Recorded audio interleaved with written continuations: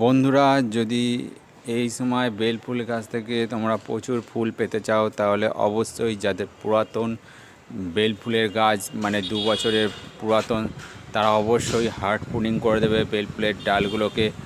আর তার সাথে সাথে গাছের শিকড় ছেঁটে দিতে ভুলবে না।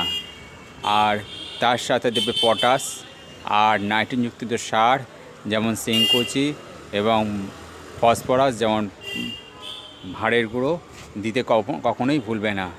আর যাদের 2 বছরের কম সময়ের গাছ মানে 1 বছরের পুরাতন, তাদের শুধু সফট প্রুনিং করলেই যথেষ্ট হয়ে যাবে।